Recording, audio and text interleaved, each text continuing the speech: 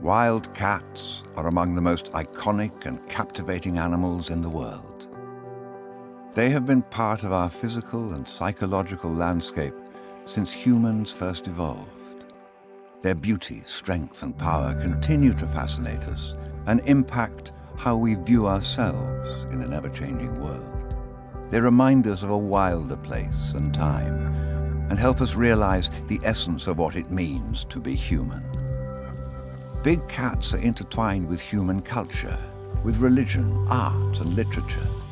They have become national symbols, political mascots, and even heroes in children's books. As keystone species, big cats play a critical role in the landscapes they occupy, helping to maintain healthy, diverse ecosystems. But powerful forces are threatening the survival of wildcats. Many are killed for preying on livestock or for the rapacious and illegal wildlife market. Their natural habitats are being destroyed and their food sources depleted, even as they struggle to adapt to the effects of climate change. Many species of wildcats are under such intense pressure that they're at risk of being lost forever or could soon only exist in zoos or tiny protected areas. Losing these species would have drastic ecological and economic impacts and could affect us in ways we can't yet imagine. If we want to see these magnificent creatures survive into the future, we must act now. Fortunately, we have more information than ever to help us stem the tide and change the course, not just for wildlife, but for human well-being around the globe. Panthera is the only organization dedicated exclusively to protecting the world's imperiled big cat species. Cheetahs, jaguars, leopards, lions, pumas, snow leopards, and tigers. We use the best available science, conducted by our own experts and innovative partnerships, to implement conservation actions that are locally relevant, measurable, and achievable. Whether it's training local boots on the ground to thwart poachers, creating technology to monitor both wildlife populations and human threats, or helping communities to coexist practically with wildcats, Panthera is working on all fronts, but with one focus: to stabilize and increase wildcat populations wherever they live. While the threats are many, we have the solutions. Together, we can ensure a future for wildcats and for the ecosystems that rely on them. Protecting big cats in an increasingly developed world requires a big commitment. It starts with people like you, who have a vision of the future which includes wildcats. Preserving their natural habitats, reducing direct threats, empowering communities, all these are necessary to keep big cats thriving in the wild, where they belong. Thank you for joining with Panthera in supporting a future for wildcats. Visit panthera.org to learn more.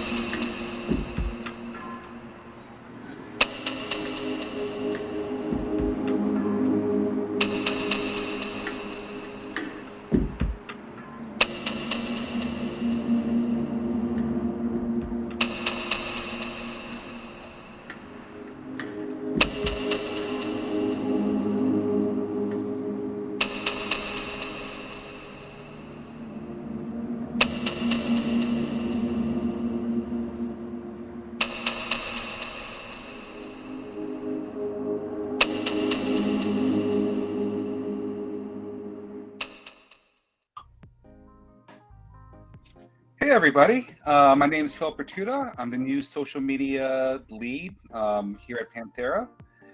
We're coming live from New York City, as well as like various countries, from Mexico to Canada to Chile. Today marks the return of PantheraTV. So right now we're in the middle of our spring 22 campaign. It's called Wild at Heart. and it's running all the way up to Earth Day. We're hoping that you can become a donor as we celebrate the over 40 species of wild cats and that are found throughout the globe. If we could pull up the website. So from tigers to lions to jaguars to bobcats, your generous donation will help protect all wildcats and their landscapes from illegal poaching, habitat degradation, and human-cat conflict. From research to collaborating with indigenous people to advocating eco-friendly policies and to even innovating new tracking technologies. Your generous gift will help Panthera for years to come. Remember, saving wildcats also means you're saving the planet. Now today we've invited a bunch of special guests from scientists to experts to explain what we do here at Panthera and the kind of conservation work they do out in the field. They're all authorities on wildcats, and I'm sure you'll find what they have to say to be informative, insightful, and definitely exciting. First off, we have Howard Quigley and Deanna Friedeberg. Great. Thank you. Thank you, Phil. Hey, Deanna. Hey, Howard. How are you guys doing today? Good. Good. Hi, Phil. How are things in New York? It's a little chilly today, but at least it's nice and sunny. It's been rainy, so it's perfect spring weather right now. So yeah. Great. So what do you guys do here at Panthera? So Phil, and to everybody, I'm the senior director of the Jaguar program at Panthera. I'm also the deputy executive director of the conservation science division at Panthera. Hi, everyone. I'm Deanna Friedeberg. I'm the director for our Mexico program, and it's a pleasure to be here today. So what are you guys here to talk about today? Howard, you want to go first? Sure. Yeah, that'd be great. Together with Deanna and I, we're going to be providing you with a brief overview of Panthera's Jaguar program and the challenges, the potentials for the long-term conservation of the jaguar, which is the largest cat in the Western Hemisphere. Excuse me. I also want to thank Phil and the communications team at Panthera. This seems like it's going to be a great way to bring live experts and notes from the field. And the more we can immerse you, the public, the more we can get you to help and understand how to save wild cats.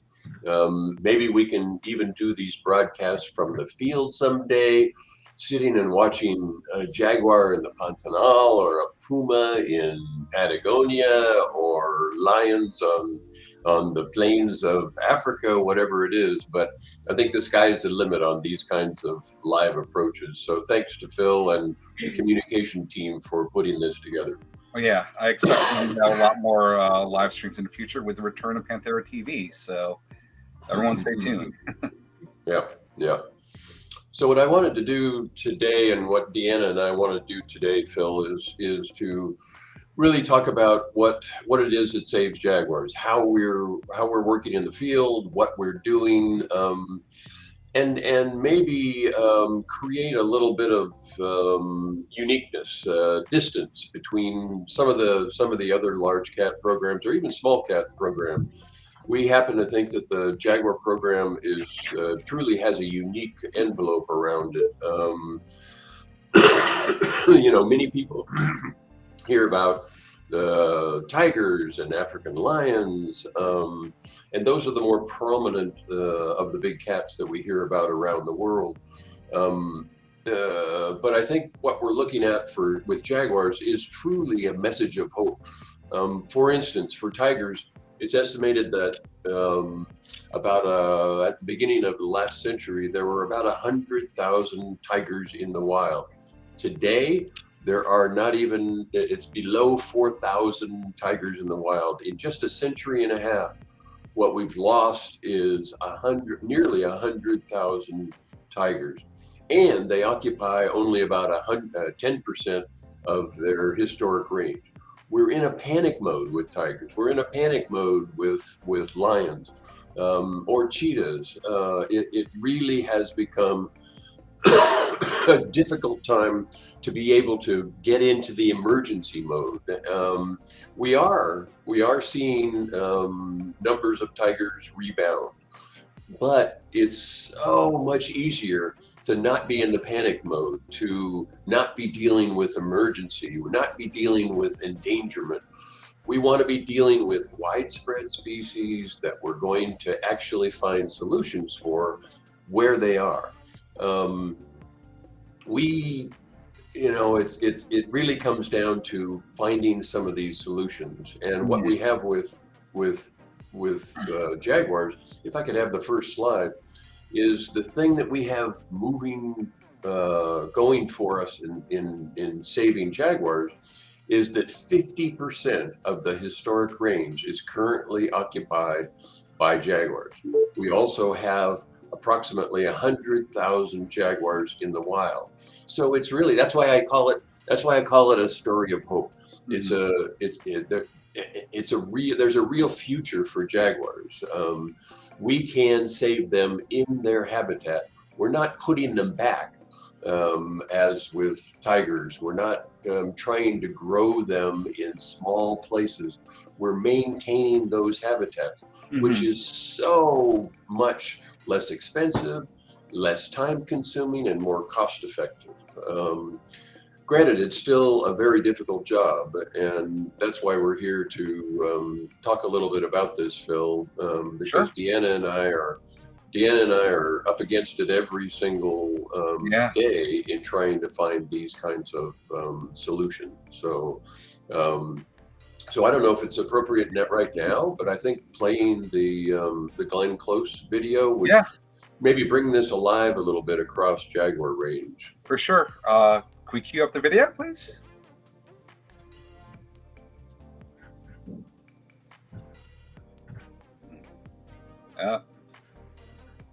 There we go. In the past 50 years alone, jaguars have lost more than half of their entire range. Their wild habitats transformed to meet the needs of people, hunted heavily in the 60s and 70s for their gorgeous skins, and now more so by people who are trying to protect their livestock. Jaguars are on the run.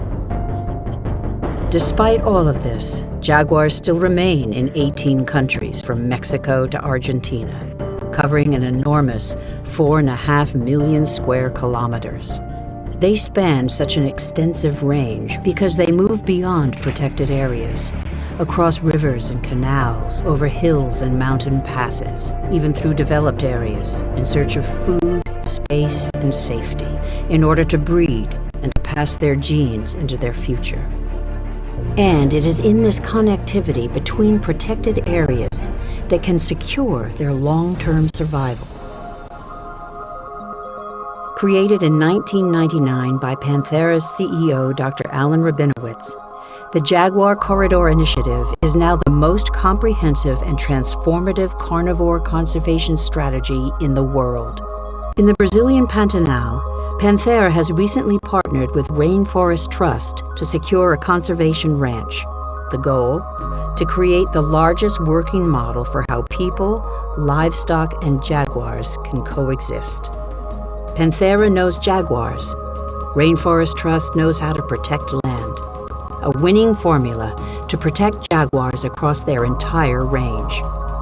The Pantanal is 98% privately owned, where an astounding 8 million head of cattle are being raised, making it a hotbed for conflict with big carnivores. Helping people understand these big cats, preventing jaguars from preying on livestock, and delivering benefits to the local community through schools, healthcare, ecotourism, or assistance with animal husbandry is central to what Panthera is doing in the Pantanal. And it works. Since 2007, jaguars have increased from 4 individuals to today over 32, with 10 resident males and numerous females who are successfully raising cubs. This is what recovery looks like. With jaguars on the rise, ecotourism has followed, with people coming from all over the world to see this mysterious cat, which is only possible here in the Pantanal. Jaguars have evolved over millions of years. They are resilient. They are survivors. But now their future relies on us, and we have the information to create a world in which both people and jaguars can thrive.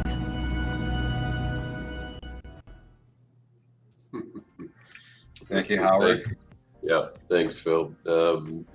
And I think from there, I can't talk about jaguars without talking a little bit about the Jaguar corridor. As Glenn Close says in the video, it's a transformative concept. It provides a framework range-wide for the conservation of jaguars. That's the Jaguar corridor. As you saw in the video and the graphic, it's about connectivity. It's the essential part of what will make jaguars survive 100 years from now, like I said. And it's really about science. In the early 2000s, the founder, Alan Rabinowitz, founder of Panthera, he and Kathy Zeller started on the ultimate conservation plan for jaguars. It started with a meeting in 2000 in Mexico City. Brought together all of what we considered at the time the experts from around Jaguar range. And what they did is they mapped where the core populations of jaguars were. If I could have the second slide, that'll bring it alive a little bit for people. What we asked the experts to do was identify where those core populations are. And then just, in the old days, we took every one of these core populations and we started studying them. Well, that won't help with jaguars. Every one of about 80% of these populations, despite the fact that they have a minimum number of breeding individuals of at least 50 individuals, they'll wink out. In 200 years, they'll be gone, just like the Florida panther would if you didn't put new individuals in there. So it's all about the connectivity that we can create between each one of these, what we call jaguar conservation units. So it's not just about the old school of finding a population and studying it, because you could study it literally to death.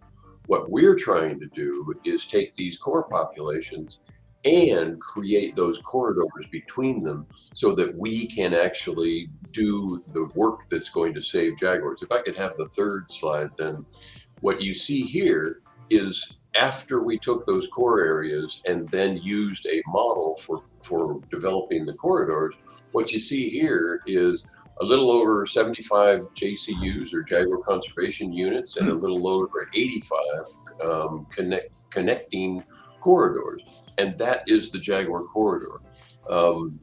This is not created by us. Literally, in the early 2000s, two publications told us that the jaguars in Arizona are the same genetically as jaguars in in Argentina. That means that jaguars had already defined that they can move across the landscape. So our conservation mandate, was developed by the jaguar itself. This corridor was something that jaguars had already maintained. They had not genetically differentiated. They had spread their genes across the corridor. So our mandate, and as Alan said, they defined where the corridor was. Well, this was a eureka moment. This was truly what we needed as the kind of next step for jaguar conservation. You might say that the Jaguar corridor was born. It was defined as a Jaguar corridor initiative now. Maintaining that connectivity is our passion and our goal. The map of the corridor that you currently see is those corridors and those core populations. In those we have a strategy for working in corridors. We have a strategy for working in cores. Most of those core populations we want to stabilize or increase. So we're using site security tools. And then in the corridors, it's all about trying to figure out how you get jaguars to live in human-dominated landscapes. And that's everything from how do you get them across the road, how do you keep them from killing livestock, and then prioritize the flow in that whole in that toolbox, as we call it, we have a toolbox for doing jaguar conservation in human-dominated landscapes, and we have a toolbox for those core populations. So as we move forward, we're not going to spend a lot of time here today describing all of the tools in our tool chest, but I think it's important to try to figure out where we work. So last slide I wanted to show was this is the backbone of the corridor. We can't work everywhere. Panthera can't do everything, but we concentrate on that backbone that would be the most direct flow from Argentina to Arizona, and thus we call this the backbone. This is where we prioritize things. It doesn't mean we won't work elsewhere. We do work elsewhere, but only when we are called upon to work outside of that backbone. So I think at this point I'll turn it over to Deanna. Mexico is a wonderful example. I think for you and the rest of the audience to understand how we actually perform some of these, what we call conservation interventions. Mm-hmm. There are literally dozens of them. And what I'd like to do is use now Mexico as a good example of how we take this on. So Deanna, why don't I turn it over to you in Mexico? Great, thank you, Howard. Oh, I just love listening to the story of the JCI. It's so inspiring. It's really such a wonderful story. But yes, so Mexico is our newest program, 6 years to be exact. And I really think that in this small period of time, we've been able to develop and establish really successful conservation strategies, a wide variety of them. And yeah, I'm going to talk about some of these. So though most of our efforts, actually, can I see the map for Mexico now? Oh, you know what? I think I may have forgot. You know, I knew I forgot something. So okay, just you can put the JCI map. I can just use that, no problem. So though most of our efforts are concentrated in the Yucatan, in the south of Mexico, because they form part of what Howard just explained is the backbone. It's the most important, the key landscapes for jaguar conservation. We have worked in the Pacific as well, in the Sinaloa, next one, right there. Yeah, that's fine. In the Sinaloa corridor and also in the Jalisco JCU, doing scientific research and also some conservation actions. But we're going to focus right now on the peninsula. And we're going to zone in to a JCU called Laguna de Terminos, which is kind of at the tip. I don't know if you can see it, but anyway, it's in the state of Campeche. And we're actually part of one of the longest running camera trap surveys in the country. We've got data of over 10 years of this small jaguar population that lives here.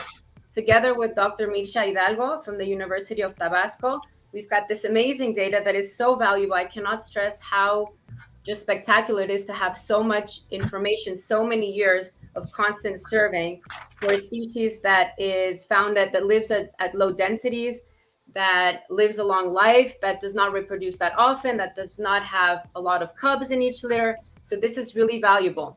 And to be able to follow these individuals through time gives us a lot of information on the dynamics of the population. And specifically, at least for this area, it can tell us how the population is responding, hopefully adapting to human pressure. So although the JCU in Laguna de Terminos is pretty well conserved and our study area is composed of patches of well-conserved habitat, it's increasingly being encroached by cattle ranching, by agriculture, just human pressure in different forms. So to be able to see how the jaguar population responds gives us a lot of information on how we can better protect it. And this is a hallmark of Panthera's work, where everything we do is science-based, absolutely everything. So with this information, we can create really tailored, specific management plans for this population, given its specific situation. And now I want to take you over to a corridor that takes us from Laguna de Terminos to Calakmul. Calakmul is a larger JCU in the peninsula, in Campeche as well. And before I do, though, I want to just point out that a jaguar corridor doesn't necessarily mean a passage only for jaguars. right? I think a lot of people have this idea, oh, a Jaguar corridor, only Jaguars can go through here. And that's not correct. It's actually most corridors go through human-dominated landscapes. So what do we have to do to protect these corridors? We have to work with the humans that live there. And that is exactly what we do in the Laguna Calakmul corridor. We work with the communities that live in this area. So what we do with them is we train them in camera trap surveys and a really cool tool called SMART.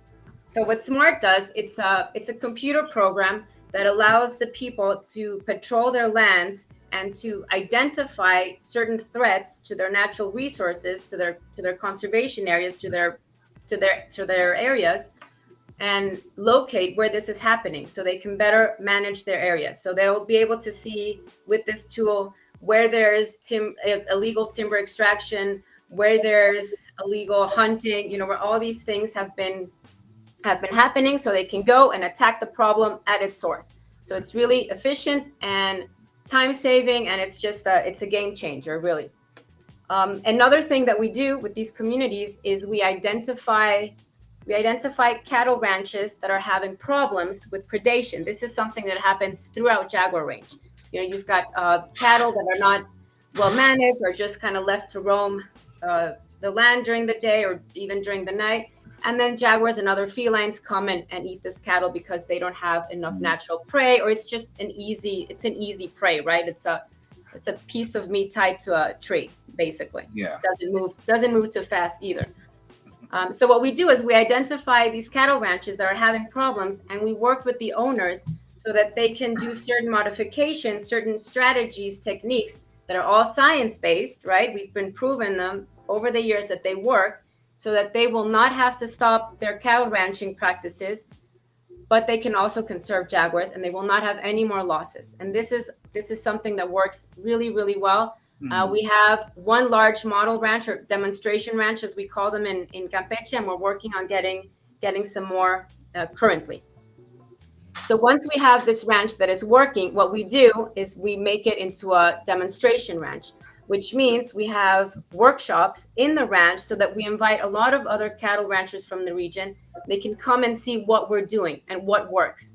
And this is something really wonderful, because then you've got the owner of the cattle ranch that can tell you from his experience, like, oh, I used to have all this cattle predation. Then Panthera came and put this electric fence over, around my night enclosure, and I don't have any more predation. If this works, and this kind of recommendation by mouth, as we say in Spanish, is very, very successful.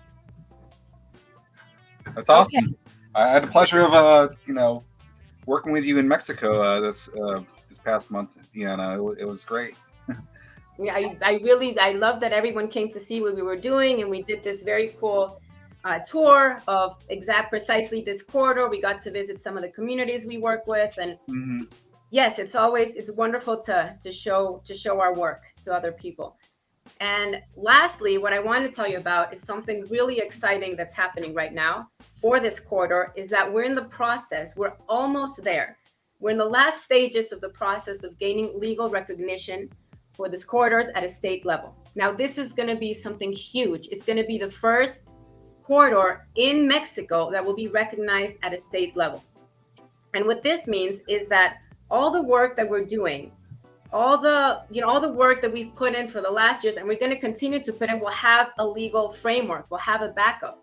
And what we're doing with SEMAVIC, the State Ministry of Environment, is creating a protocol, a process, so that people, other NGOs, other academic institutions can come and go through this process and gain legal recognition for corridors. So we're piloting the Laguna Calakmul corridor, but hopefully this is going to spread, and we will have a lot of other corridors, not just in Campeche, but eventually, hopefully, at a nationwide level. And this, as I said, is so important, to have the government backup, to have legal recognition, to have a law written that says this is a biological corridor, this is a polygon, and it regulates a little bit of the land use, what people are able to do and where. It gives a management program so that people know what are the threats that the jaguars face and other wildlife face in the region, and what are the strategies or the programs that will help mitigate these threats. So that's a really huge step that we're doing right now, and we're going to complete it this year. It's really wonderful. Great. Yeah. I think we also have do we have a video, Diana, about Balambe? Yes, we have a video. Please show the video of this Laguna Calakmul corridor, which we baptized as Balambe, which means the passage of the Jaguar. Stop sharing.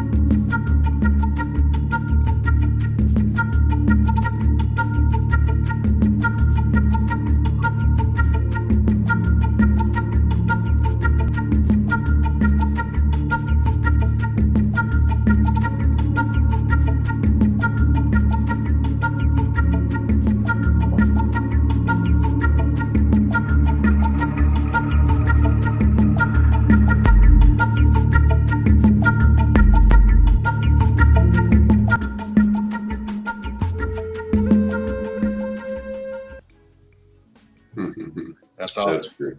That's great. I do want to point out to the audience that we don't just talk about these things, we do these things, and that you, Phil, and Deanna, and I were all on the ground in Mexico just a week ago, interacting with the people on the ground and doing the work of Jaguar conservation. So last but not least, I want to tell the audience about the journey of the Jaguar. Yeah. You know, it's somewhere around, excuse me, 7 years ago, Alan Rabinowitz and I sat down and said, we've got 10 country programs, we're expanding, we've got so much going on. How do we tell the world? How do we get this out? And so we developed something that we called the Journey of the Jaguar in 2016. We made 5 different trips: Colombia, Mexico, Brazil, and then with Alan's untimely death in 2018, and then COVID, of course, it has been on hold. But I do want to tell the audience that if you want day-to-day interaction, if you want to follow us, of course, the main website is always open and always updated. But the Journey of the Jaguar will be coming back. We just completed filming. We'll have videos on the Journey of the Jaguar and the Jaguar pages sometime in the next month to 6 weeks. If you want to follow some of the stream that we've done so far, you can find us on Twitter at Journey of Jaguar or on Instagram at Journey of the Jaguar. It's a great way to stay engaged. So with that, I think I'll turn it back over to Deanna, and she can tell you a little bit about what we did with the Journey of the Jaguar last week in Mexico. So thank you everybody for attending here today. I think we've torched off a new format for getting Jaguar conservation and the rest of cat conservation out to the world. So thanks again to Phil and the communications team. Sure. Deanna. Thanks, Howard. Yeah, so the Jaguar journey this year came back to Mexico, and our main focus was sustainable development. And we're using the Tren Maya as an example. The Tren Maya, as you all know, is a very large infrastructure development in the Yucatan Peninsula. And what we're doing is we're, first of all, documenting what's really going on, what the project is, who are the players, what are the environmental impact assessments that are happening, are they being done correctly? All this information we need to gather first. And what we're also doing is we're trying to make propositions, right? So Panthera is not opposed to human development, never will be. We know that humans have to be happy. They have to have a way to sustain their families, a job. All this is important. And the south of Mexico is it has some of the poorest states in the country. So it's very important that they also can increase their way of life, no? But what we want to do is we want to find ways so that the train will not have, so that we can mitigate some of the bad effects that it could have. And this is what the journey was about trying to identify and to propose some of these mitigation strategies that we could do. So for example, we're developing a Jaguar-friendly pledge with our collaborators, Animal Karma. And what this pledge does is we give them, it's like a recognition for ecotouristic projects in Quintana Roo and the whole region that they're doing ecotourism in a sustainable way and a Jaguar-friendly way. And we have a set of guidelines that they must follow in order to get the pledge, and they have to follow through. And we're going to be, watching, making sure that they actually follow through.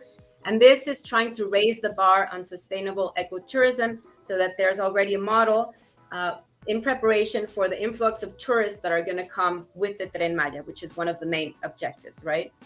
And I think one of the questions we get on our channels is precisely about the underpasses or the overpasses. They're asking if Mexico has them or throughout Jaguar's range, if we work with this. And we absolutely do. We have a huge project in Costa Rica that Daniela does, and I think I'm going to let Howard talk more about that.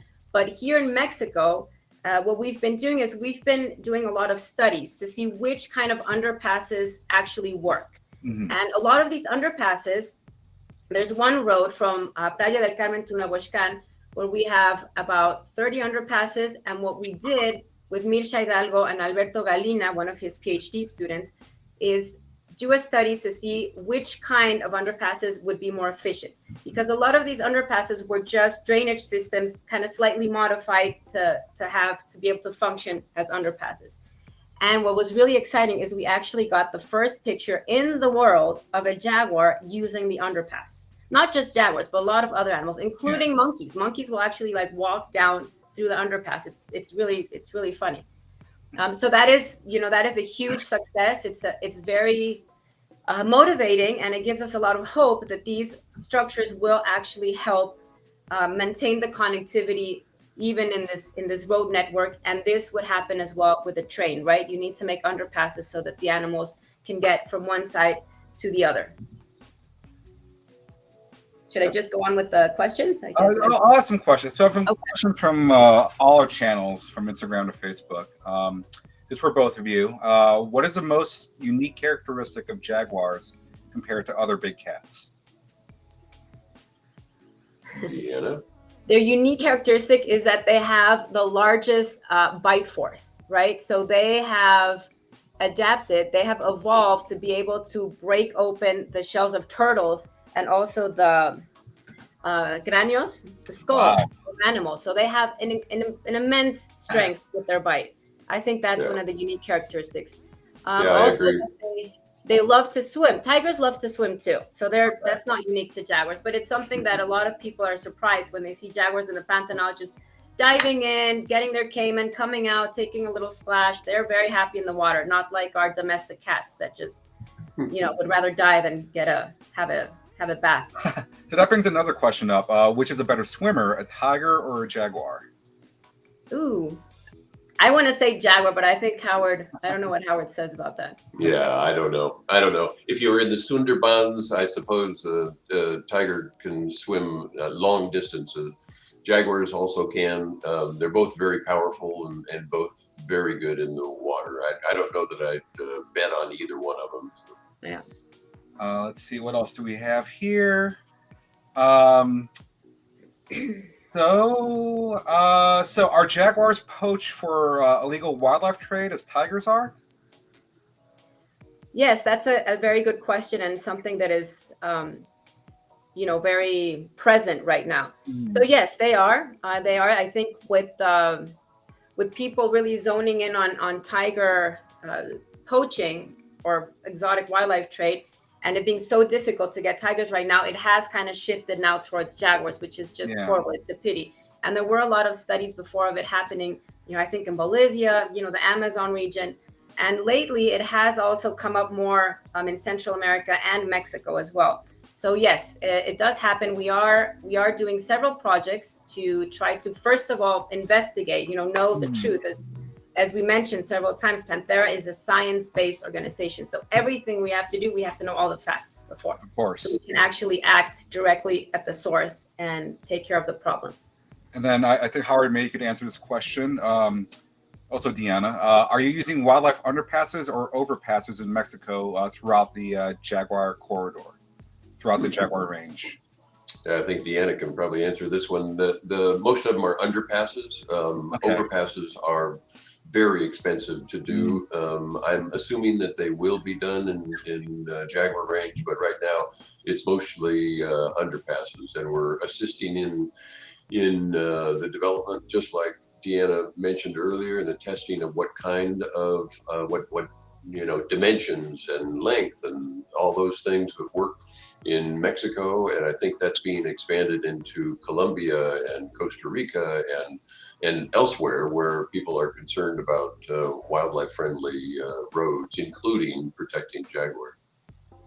Gotcha. And here's a question for Deanna. Are there a good number of female scientists with which you work with? Is it common to find other female wildcat scientists out there?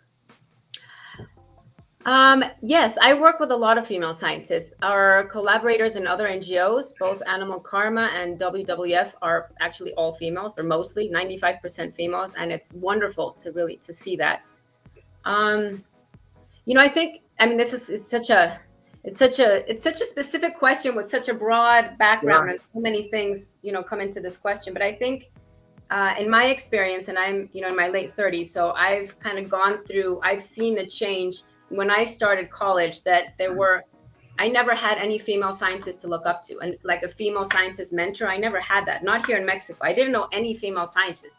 So when I would say I want to be a biologist when I grow up, there was no living example, right? I'd have to look at books or other countries or something.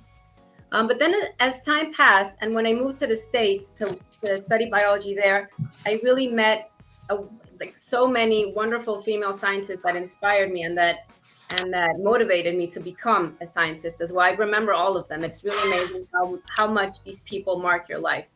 And now, back in Mexico, 20 years later, I find myself working with a lot of other female scientists. So it's really gratifying to see that there has been a shift, and there has been many more women that are in the sciences and that are working specifically in conservation. That's awesome. I mean, you're becoming a role model yourself, Oh, thank you. in this field. One last question. This is specifically for Deanna. Can you say something in Spanish? And this is from your friend, RJ Carey. Anything? Anything in Spanish. Los jaguares son una especie hermosa y muy importante para México. Y creo que todos los mexicanos tenemos un lugar muy especial dentro de nuestro corazón para los jaguares. Así que es muy importante que los protejamos. Thank you, Deanna. I'm sure your friend really appreciates it. So Howard, Deanna, thank you so much for joining us. We really appreciate the work that you've been doing, and we're looking forward to what you guys are up to next, especially with Journey the Jaguar. Great. Yes, thank you, Phil. No problem. All right, so our next guest is Nicolás, who is based in Chile. Let's see here. Thank you, Ross. Turning on Nico right now. Nico, how you doing? Oh. That's odd. Hey, Nico. There you go. How you doing? Oh, I think you may be muted. Now it's okay? We can hear you now. Yeah. Hey, Phil, how are you? I'm good. How are you doing? Okay, I'm doing good. Just a little bit messy today because I'm moving out of my home. I live in Santiago of Chile. Oh. But now I'm moving to Puerto Natales, to Chilean Patagonia. Oh, wow. So we will talk more about this, but the place where I'm living now, I will live now, is in the place where we are working with Panthera in Chilean Patagonia. Yeah, so tell me a little bit about yourself, what you do here at Panthera. Well, I work in a mixed position. I work in an 80% of my job is working in the Panthera Puma program. I'm a conservation scientist and a project coordinator of the project we are developing in Chilean Patagonia. And also the other 20% of my time, I spend it in the small cat program, working mainly with the Andean cat as part of the Andean Cat Alliance. And also we will start working with other small cats as Pampas cat and Geoffroy's cat here in Chile. So yeah, so you're currently working, let's see, with Foundation Cerro Guido. Do you want to tell us more about that? Yeah, actually, that is the foundation we are collaborating with Panthera now. This collaboration started the last year, and this is a very old estancia. It has more than 100 years. It's located very close to Torres del Paine National Park in southern Chile, in Patagonia. And until a couple of years ago, until 2019, it was a very traditional estancia. Yeah. With the typical photograph of gauchos with sheep, cows in the middle of the Patagonian steppe. This is Cerro Guido, and they had since the beginning this problem with the pumas, because the pumas used to kill the livestock, and in consequence the local people used to kill them. This is happening in mostly all of the puma range or other carnivore, other cats range, due to the conflict with the livestock. But since 2019, the owners of the estancia wanted to reshape the way they were doing the ranching there. So they were trying to figure out how to protect the pumas and also maintain the business. Because the ranching there in Patagonia is a very part of the very DNA of the culture. The gaucho culture is part of Patagonia. So the estancia wanted to keep that culture on the estancia, but also they wanted to do something with the conservation, not only of pumas, but also of rias, of guanacos, condors, many other armadillos and other fauna located on the estancia. So now they started a coexistence project where we as Panthera are collaborating now. We are trying to develop some experiments for the guard dogs. Do you want to pull up some visuals? Yeah, we can show some of the pictures we have. This far, we have been dealing with the two main methods. One of them is working with protect dogs. You want me to show the visuals? No, we got it. We got it. You got it? Okay. There we go. So, well, this is kind of the landscape we have in Cerro Guido. Those are the dogs. We are using two breeds of dogs, Marema and Pirineo. They are dogs who live with the sheep. They are, since they have... they are the dogs. Speaking of dogs. They are the dogs. You hear the word dog, the calling. Since the very age, and since they are 3 months old, they start to live with the sheep. So they form a very special bond with the sheep, and in the DNA of this dog, they have a protector behavior. So wherever you put this dog, you can put this dog in llamas, in cows, in sheep, in goats, in whatever you want. Also in a family, in a person, you can have as a guard dogs in your home. They feel part of this family group. So the idea here is to form the family group to be the dog as part of the family group of the sheep. So the dog becomes it's like it becomes a sheep. It fits with the sheep. Of course, they eat the dog food, but they live with the sheep. They patrol around the sheep. They live in the field with the sheep. The sheep are their family.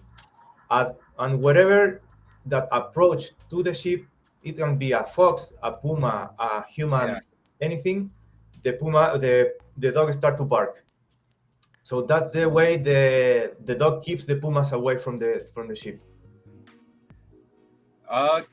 Great. Let's see what else do we have. I think you have a book coming out, or you have a book out, right? Yeah, actually, I've been working in this book since before the pandemic. Yeah.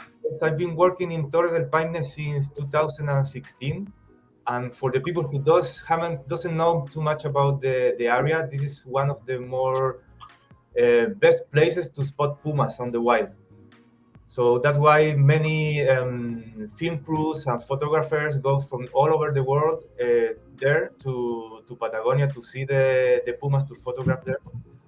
And I've been working there for several years, and also I take pictures when I go to the field. And I wanted to do something with those pictures, so Yeah. I decided to write a book.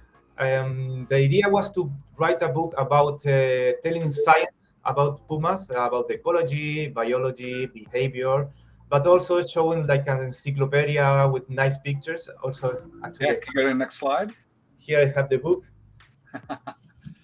So, Yeah, I saw the pictures of of your book, and the images are just they're breathtaking. So thank you. Yeah, so the idea behind this book was not only to help to the outreach of the knowledge of the pumas, but also to raise money for the conservation of pumas. So that's why, because all the money from the book will go straight to our projects being developed between Panthera and Foundation Cerro Guido in Patagonia.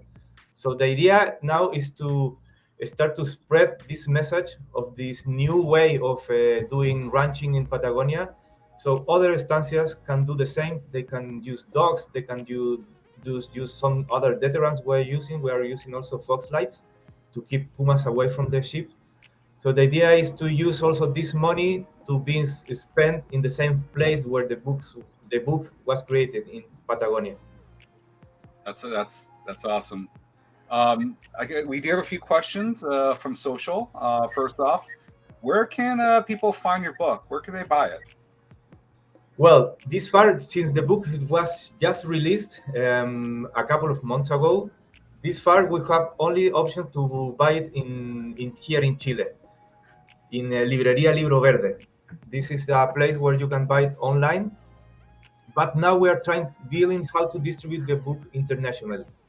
Librería Libro Verde can also send the book internationally, but the costs are too excessive. So we are trying to deal how to have some prints on the US maybe, and maybe through the Panthera send the book to the US and to other countries. Yeah, if you guys could send a copy to the New York office, that'd be great. So yeah, no, actually, we will see how to send some books there, and keep posted, because we will figure out how to, because definitively we will want to, people all around the world want to see the book, to know pumas, and also to support puma conservation. That's great. So we have some more questions from social. Are there more pumas in Chile than the United States? Oh, that's a hard one. Actually, now with there are very few information of puma population in all over South America, not only in Chile. And that's why, actually, with Panthera, Omar Orens, another conservation scientist of Panthera, is leading the range-wide Puma Assessment Project. And the idea of this program is to assess the status, the population status in all over South America. And when we finish this project, we will have more information about the Puma population in Chile, not only in Chile, but also in all South America. So this far is very hard to answer that question. That's all right. Another question. Is ecotourism growing in Chile, and can you see pumas as a tourist? Yeah, actually, as I told you, in Torres del Paine is one of the best places to see pumas in the world. There are tourists coming all over the world every day in Torres del Paine, and also in neighboring estancia. We are also partnering with Laguna Amarga Estancia, who is just a neighbor of the park, and they did something different. They reshaped their estancia, but going entirely through tourism. So they took out all of the sheep and started to do puma tourism, sightings with pumas, with film crews, with photographers. And yes, this is a new way of doing tourism now, ecotourism with pumas. And other estancias are wanting also to do the same. Actually, Cerro Guido is also starting with this year with the ecotourism offer for tourists that go to Cerro Guido. So I think that this is started like 10 years ago, but now is growing very fast. All people are studying. Actually, now there was a Netflix series, Our Great National Parks. The second chapters is about Chile and Patagonia. Yeah. And the Puma sequence was filmed entirely inside the Torres del Paine National Park. And when people all around the world see these movies, these documentaries, they try to figure out where can they see these same things. And there are more and more people coming to Chile, coming to Patagonia and to Torres del Paine year by year. I think this will grow not only inside the park but also to neighboring estancias. Another question about pumas. How many pumas actually live in Patagonia? How what? How many pumas live in Patagonia? Like, how many pumas are there in Patagonia, in Chile? How many? Yeah, if you could answer that. Yeah, hard one as well. Yeah, actually, this is part of the range-wide puma assessment. From my perspective, for sure, one of the healthiest and bigger and with more density population of pumas are located there in Torres del Paine, because the place is amazing. You can see pumas every day, and this is a subjective way of looking at it, but I think that it hosts one of the higher densities of pumas in the world. But we will have more scientific information when we have the information from the grids we are developing. This far, Mark and Omar are working in an article where they are trying to know which is the density of pumas collected using mainly two different approaches. One of them is using camera traps, and the other one is using DNA from scats. Yeah. So the idea is to see if the numbers are similar or not, and see which are the density numbers in Torres del Paine and adjacent branches. So we will have that information soon, very soon. That's great. The next few questions are about the dogs. How many dogs do you actually use, and what breed are they? Well, we use two breeds mainly. They are Maremma and Pyreneo, Mountain of Pyreneo. Mm-hmm. There are two breeds that came from Europe, and the number of dogs we are using is we are just extending the number. We have 17 dogs now. Wow. working only in Cerro Guido. But this is a huge estancia. It has 100,000 hectares. So it's almost like 3/4 size of Torres del Paine National Park. Mm-hmm. So that's why it's so important to protect the pumas inside the estancia, because protecting the pumas in the estancia, we are protecting kind of the same amount of land that they are protecting in Torres del Paine. And we have this far 17 dogs, but we need many more. Like, we are figuring out how many dogs we should need to protect all the sheep. Yeah. And we are talking about numbers about 40, 45 dogs to protect the all sheep inside the ranch. And regarding the dogs, do the dogs actually hurt or kill the pumas? No, actually, that's the good thing about these dogs. These dogs are protect dogs, guardian dogs that only bark. They don't go to chase the puma. And since the puma need this element of surprise, they are stalkers. Yeah. Anything. It can be a person, it can be an alarm, it can be a dog that start to see them and bark. In this case, the dog that show the presence of the puma will go to another place to hunt. So the idea of the dog behind the dogs is to break this element of surprise for pumas and being visible, making visible for the dogs, and that's the way why the dogs keeps the pumas away. And also, the dogs goes all around the flock of the sheep, so they mark the territory all around the field. Yeah. So when the puma approach, they can smell the territorial mark of the dogs, and they also go away. So there are these two ways of keeping the pumas away from the sheep. All right, well, I think that's all the questions we have from social. Nico, I want to thank you so much for joining us today. Everybody watch the Netflix documentary. If you can, eventually buy the book. But yeah. Soon we will have more news through Panthera on how you will be able to get the book. For sure. All right, Nico, thank you so much. Enjoy the rest of your day. We're going to move on to our next guest. Thank you, Phil. Thank you. Bye. Gracias. Gracias. Our next guest is Chris Everatt. He's going to talk about lions. Chris, how you doing? Hey, Phil. I'm doing really good. Thanks. Awesome. Yeah. You're in Canada right now. You were in Africa. Tell us about what you do here in Panthera. Yeah. So in Panthera, I'm establishing a Puma and Canada Lynx project up in Canada, but I've been working in Africa for this is fairly new, the Canadian project. It's just starting, I mean. But so I've been working in Africa up until just the past year or so. Yeah. And I'm still involved in some of the Africa work, and lions have been what I've been working on. Right here today, I'm going to talk about a lion project that we've got going in Africa that I just play a small role in, and but it just so happens that of all the people that are on the project, I'm the only one that is at home with Wi-Fi today. So I'm the one that to present. Everybody else is still working in the field.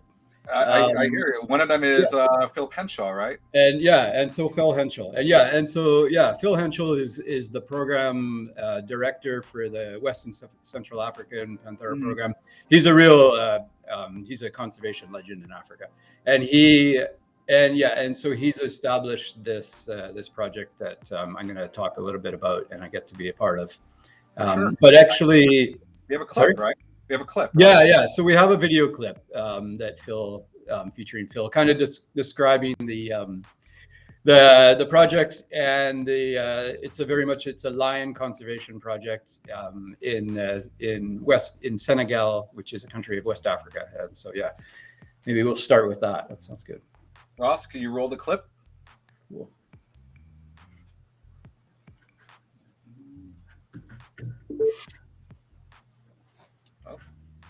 NGO Panthera. We're here today in the Niokolo-Koba National Park in Senegal, which is West Africa's second largest national park at 9,000 square kilometers. This park harbors one of only 4 lion populations remaining in West Africa, and it also harbors West Africa's very last population of African wild dogs and the last population of the western giant eland. We first came here in 2011 to assess the status of the lion population and found that, shockingly, only 10 to 15 individuals survived in this park. This is when we took the decision to come back to this park with the park support program to help the local park authorities, DPN, to conserve the lions in this park and all the other species better, and to restore the populations to carrying capacity of this system. The Lion Recovery Fund, or LRF, was one of the first donors in this endeavor and has accompanied us since then.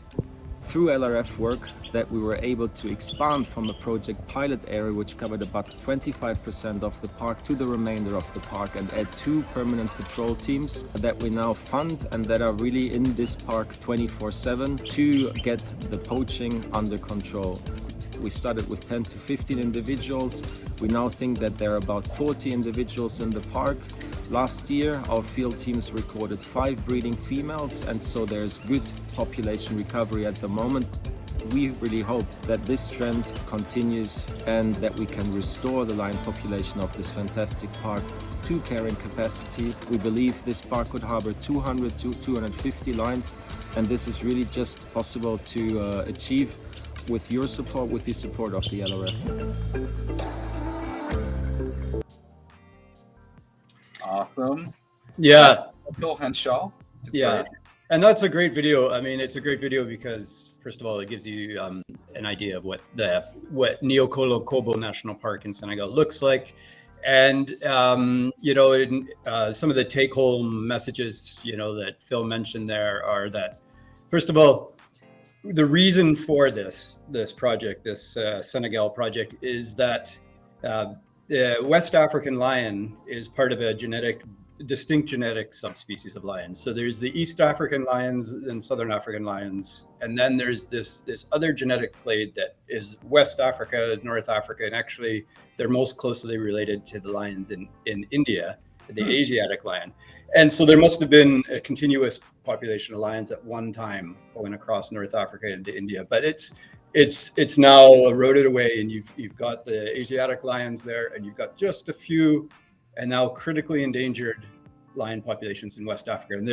And so Philip, a decade ago, did a bunch of surveys of all the national parks through West and Central Africa, and identified and found out basically that there's hardly any lions left in this part of Africa. And then identified a few parks where there was little remnant populations. And so Niokolo-Kobo in Senegal was one of those. And like he said in that video, it's one of only 4, remaining populations of these critically endangered subspecies, and so it's a conservation program there that then is established. It's critical for the survival of this subpopulation of lions. And so Niokolo-Kobo itself is it's Senegal's largest park. And it's about a 9,000 square kilometer park. So it's a nice sized park, but the wildlife populations have really been depleted through illegal hunting and forest fires. And the lion population was also really depleted. So when Philip first came through there, he estimated, his surveys estimated there was probably 15 lions, and now this conservation program that Panthera's conservation program has the program is focused on really working hand in hand collaboratively with the Senegalese government, and its main focuses have been to improve the wildlife protection of the park. And so we've augmented the hired and trained ranger teams, and improving ranger infrastructure, including roads and camps. And promoting tourism in the park, promoting ecotourism in the park. And then hand in hand with all of these things, and you've heard this about Panthera before, Panthera is a science organization, we do wildlife monitoring. And so wildlife monitoring, wildlife research, it's required because we need to know what the conservation status of these animals are to begin with. We need to understand what the threats are so that we can develop the solutions. And then we have to be able to monitor the effectiveness of the programs, right? To see if what we're doing is working, or do we have to go and do something else? So this program, if I could, I'll just give a shout out to there's 7 people that are full-time Panthera Senegal team. And so that's Chele Martinez Marte, who is the project manager, Dr. Marine Durule and Rabin Orain, who are they lead the wildlife monitoring, camera trapping. Mohamedou Modi Ndie, who is our field tech, and Asani Kanji and Lan Halima Diedu, who are the 2 guys who lead the whole wildlife protection. And so, like I said, my role is a fairly small role, but what my role is I've come in to assist the project with the wildlife monitoring aspect, and specifically what we're doing is, in addition to camera trapping, like we've heard about with the Jaguars, we've also in the past 6 months included a GPS tracking project. And so I'm not sure if everybody can see that, but that was a zoom in of Niokolo National Park in Senegal. So this is in West Africa, Senegal's largest park in West Africa. Yes, and so I can talk about the tracking, about the GPS tracking. For sure. And that's what I've been doing. So I actually just got back from Senegal from our second field GPS tracking exercise, and I'll tell you a little bit about that. basically GPS tracking to start is it's a research tool, and so what we do is we put a GPS collar on a lion, for instance, and we use that. It's a very, very powerful tool to give us information. It gives us information on individual animals' movements, on their home range use, on their interactions with other species, and on their predation. And so that the information on the individual animals, then we collaborate, comes together, and we work out, and we get to a better understanding of the population. So it has this very, very important ecological knowledge side to it. That's what we're doing. It also has, in this case, so here's some animations of GPS points of individual lions that we've got collared over the last 6 months. Can you explain? We really can understand. We get to understand their use of the landscape and their movements of the landscape. And so we have this incredible ecological knowledge, that we gain from this, which is really important to understanding the species and understanding its conservation needs. But it also has some very direct conservation applications where, even when you look at a map like that, you can use this information to direct the protection efforts of the park so that they're more effective, more efficient, and they're protecting the areas that the lions are using specifically, and so we know that these lions are safe. We also, you can use these GPS tracking information to tell us when the lions leave the park, for instance, and go into the community lands, and when they might end up predating on people's cattle. And the communities that live around the park are very much dependent on livestock husbandry for their economic and food security. And so it's important to be able to try and mitigate this. And so here actually, there's some images of the lion captures. I've also got a lion GPS here. This is an old one, but that's just huge. To show the audience, what we're talking about. So it's like a very, very big dog collar made out of really heavy duty canvas. It's a lion-proof collar, and it has a GPS at the top and a battery at the bottom. And the battery lasts about 1.5 years. And then this is an old model, but the new models, after the battery expires on the collar just falls. It opens up by itself and it falls off. Oh, that's cool. Yeah, and then we go and retrieve it.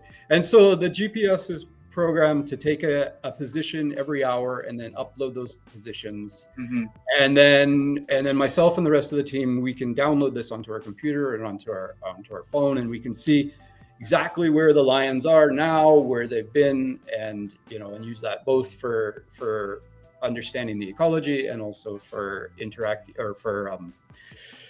getting involved with conservation. And so we've seen different photographs here, this slideshow of the actual GPS collaring exercises.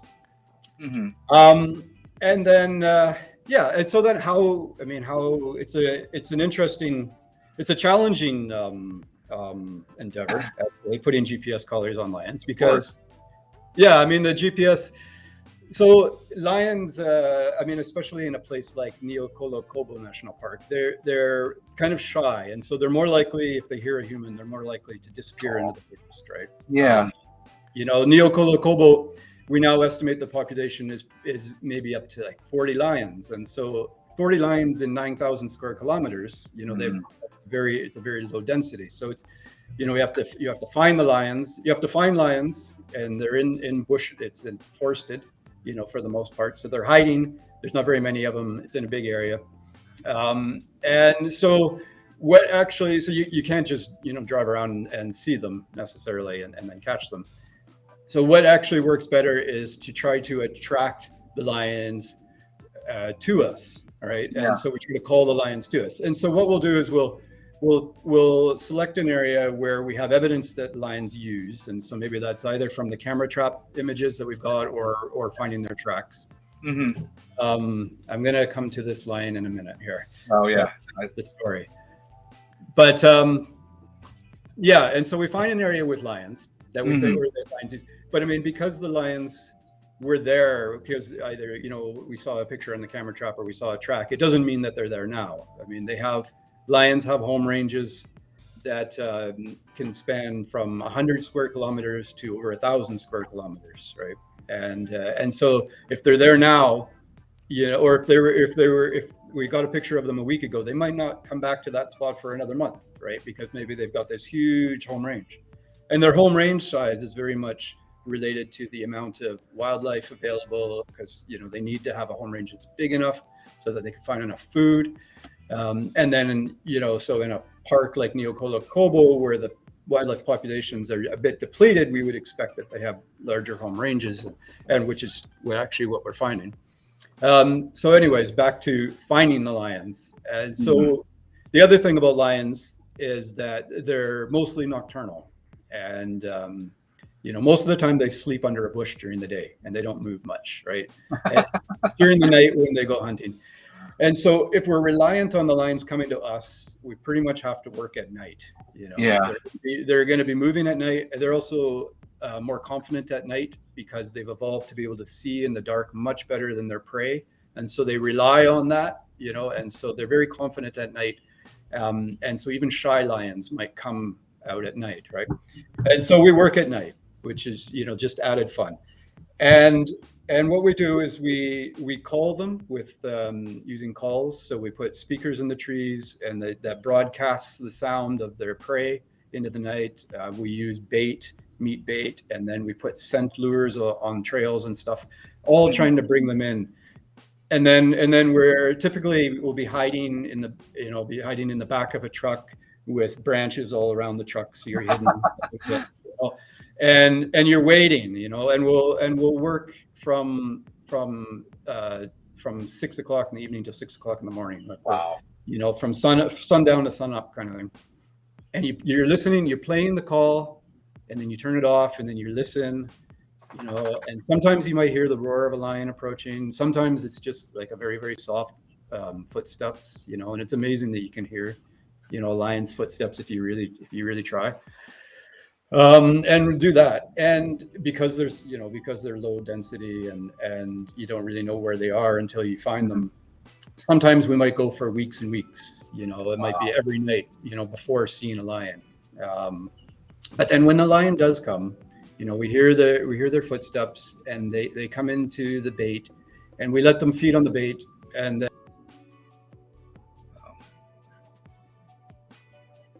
did you freeze? Oh, Chris, I think you froze. And then we dart the lion with a drug, and it usually takes about 10 minutes for the drugs to take effect, and the lion goes down. And they're not completely really asleep. They're still conscious, but just immobilized. They can't move. And then we have 45 minutes for the drugs, so they start to wear off. And in that time, we take the lion. We usually move it away. We make sure that we're safe, from other lions that might be sneaking in. We make sure that the lion is safe, that the heart and respiration are good, body temperature is good. And then we'll put the GPS collar on. We take genetic samples, we take measurements, we take, all of these things. And then we reverse the drugs, and we let the lion recover. And depending on the lion, some lions, they've just had it and they don't like us anymore, and they disappear. Other lions, they come up and they think, well, all they really want is that meat that they were starting to eat, and they just go back to eating. And so that's the process. I mean, the collars themselves are they don't seem to bother the lions, which is nice. They don't really put any effort into trying to scratch them off or bite them or anything. And it certainly doesn't impact their hunting success or their mating success or their survival or anything. And so that's and so in the past these past expeditions, we've been very successful. We got 6 collars out, for amazing. We're going to be learning so much new information about the West African lions, and contributing to their conservation. And it's all, this conservation we're looking, it's at a population level.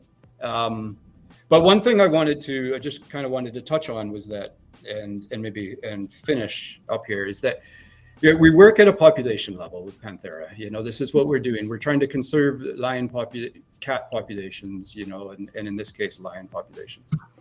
But populations are made up of individuals. That's the small, right? Yeah, and we don't often really think about the individuals because we're working at this big level, this big picture. But I've got a little story about this particular individual, little girl, we call her. And well, that's the name we gave her. So this happened. This story takes place the very, very last night of this last expedition. So about just 2 weeks ago-ish. We have one more night left, and we should have been packing up to go and leave to Dakar and finish, but we were just like, let's just try one more night. We can't stop. We'll leave, we'll work till 6 a.m, and then we'll drive for the next all day to the airport. But so we go and we try, and we're out there, and we heard these footsteps in the dark. And I look through the night vision because we don't use lights because the lights might spook the lions. So I'm looking through the night vision, and I see a female lion come out. I'm like, oh, that's great. That's super. That's it'd be great to get another female. And so we turn everything off, and so it's just dark and quiet, and just to give her some time to work her way to the bait. And then when I hear her pulling at the bait, I look again and I see, it is a female, but she's just little. She's too small for a GPS collar. She was maybe 1 year old, so it's not, we're not going to dart her. And so we wait and wait and wait, thinking the rest of the pride, her family has to come, and so we'll get her mother or whatever. The whole night goes through. We go, and nobody else arrives. And so we realize that she's on her own, and that, that can happen. She could have gotten split up and lost her family. Right. And, and hopefully she'll find them again, but she was alone, and looking closer at her, I can see she's also just skin and bones. Like, she was super skinny. She probably hadn't eaten in a week is what she looked like. And it looked really, really bad. But she couldn't eat even now. Like, she was trying to eat this meat that we had there. And every time she'd try to eat, she would pull back in pain. And I look closer and I can see that her whole face is covered in porcupine quills. Oh, no. She's got quills in her mouth, and quills right up in her mouth and in her nose and in her face. And so she's trying to eat and she can't, right? And we're thinking, well, her chance of success or survival, it was pretty low, like pretty close to zero. That was my guess. I'm looking at her, and she separated from her mother by accident and lost them, and hasn't been able to hunt for the past week because she's not old enough to know how to hunt on her own. And then she found a porcupine maybe and attacked the porcupine, thinking that was a good idea, and got into trouble there. But and so we're sitting there, but she's definitely too small to put a GPS collar on at this age. And I was kind of thinking about how, some people might say, well, this is natural, and nature, it's cruel, and we shouldn't intervene with a natural process, even though she might die. It's very sad, but it's a natural thing to happen. And then I'm thinking about, well, yeah, it's true, but humans intervene all the time with wildlife, and most of the time it's negative. That's kind of why lions are in this conservation crisis that they're in, because people are intervening. And here we are, here in this team, and I'm sitting next to this young vet, young, like he's beginning his career, the new Senegalese government vet, Fall, and we're like. And I said, Dr. Fall, this, she's too small to put a collar on, like she's too young, but, we could dart her and we could, try to save her. And Dr. Fall was like, I think we can do that. And so we did. We darted her and we dragged her away from the bait to our vehicle and operated on her. And Dr. Fall, that was the picture previous to this. He did an awesome job, an amazing job. He got all these quills out of her, and he cleaned her wounds. So that's him pulling, like, these quills are big, and he's pulling them with using a Leatherman to get these out. And then clean the wounds. We gave her antibiotics and vitamin shots.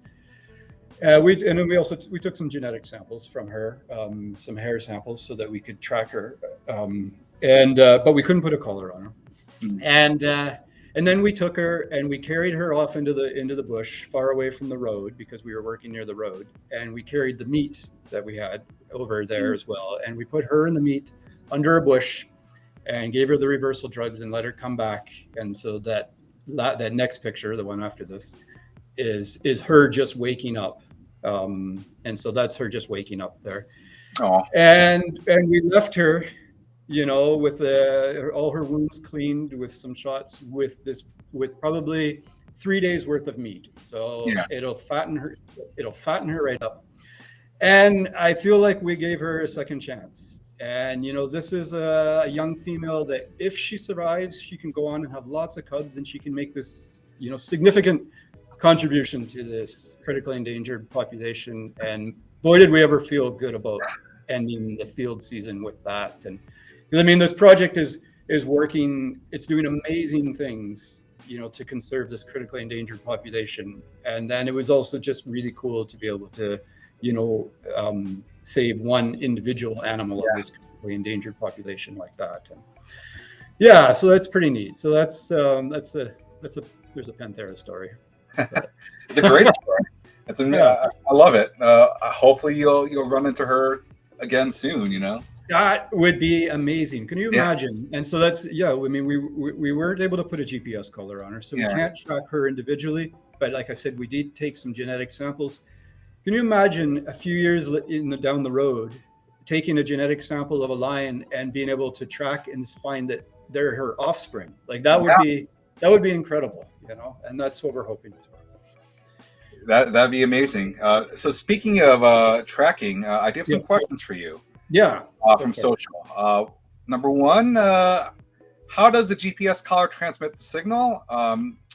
Is the GSM network? Is it a GSM network? And what happened if it goes outside the network range? So in this case, they aren't GSM networks because we don't have a GSM network there. And so it's all satellite. So it's an Iridium satellite system that, so the collar transmits to an Iridium satellite and then down to us. And so that way you can use it anywhere, basically. It's got global coverage. Gotcha.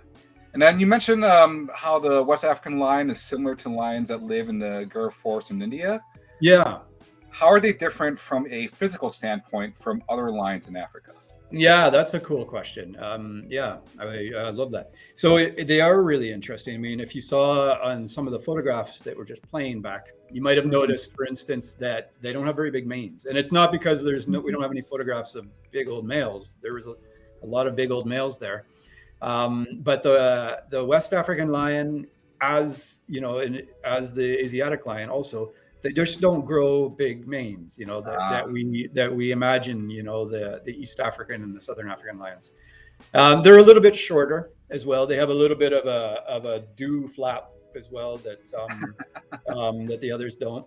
But the main characteristic that you would really notice, that is similar between the Asiatic lion and the West African lion, but different from the Eastern Southern African lion, are these sparse manes. Like this picture, for instance, this is a lion that we named Boer, which means king in the local Wolof language. And he's in the prime. He's probably 7 years old. And so Eastern African lion of that age would have this giant mane, but he has this very sparse mane.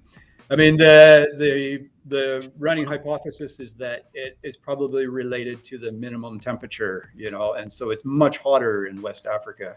The minimum temperature is much higher in West Africa than the minimum temperature ever gets in Eastern and Southern Africa.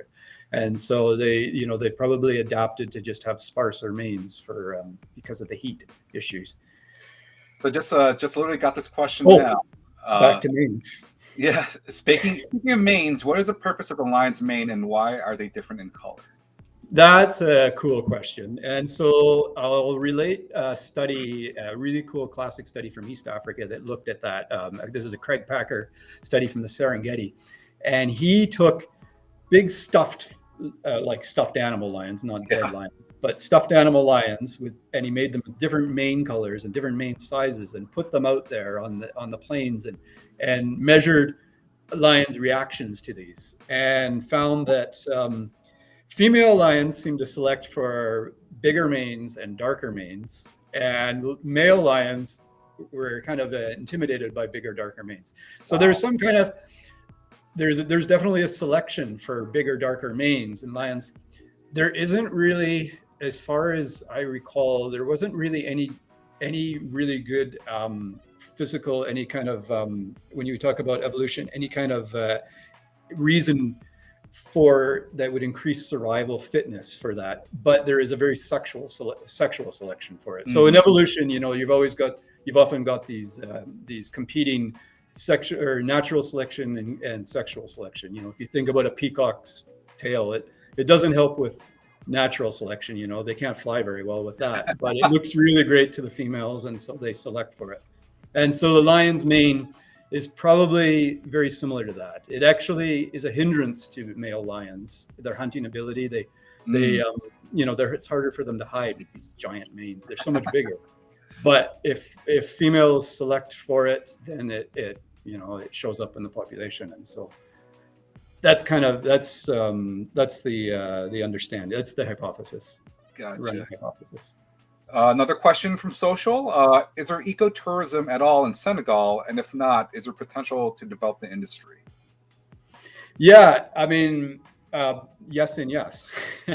So there is some, and there's so much more potential, you know, and there is some ecotourism. There's one lodge in this national park, and they do a great job. You can find them online if you look up Niokolo Kobo Lodge, I think is what they're called. And there is a local guide association where tourists can just arrive and hire a local guide from the community, and then they show you around. But there's so much more potential. I mean, and this is something that the Panthera project is kind of working at, as well as trying to support the increase in the development for that. But I mean, the thing with ecotourism is it goes hand in hand with wildlife populations. You know, they need to. We need the population. Wildlife populations have to increase, so the tourists have things to see, and then you'll get more tourism. But more tourism brings more revenue and interest, which helps, you know, promote the recovery of the park. But it's amazing how it's changed. I read an article, or I heard about an article, a journalist 10 years ago who had gone and they didn't see anything. And now I was accompanied by a journalist this last trip, and for part of the trip, and we saw so many animals. It's amazing, you know. So there is a lot of potential for ecotourism, you know, and it is possible at the moment to go there and see some great wildlife. Yeah. All right, one last question. Personally, what's your favorite trait of a lion? My favorite trait, I think in terms of ecology. So I'm gonna immediately I think about their ecological role, you know, and I'm not sure if that's where that person was thinking about, but I think their ecological role is what I love thinking about. The role of as an apex predator. They have this you know, they just have a much larger role on the ecosystem than other species, you know, through their interactions and everything, and the effect that they have, you know, that cascades through the different species and everything like that. That's my favorite thing. My other favorite thing about lions, personally, like their personality, is that they're so bold, you know, for a carnivore, and they're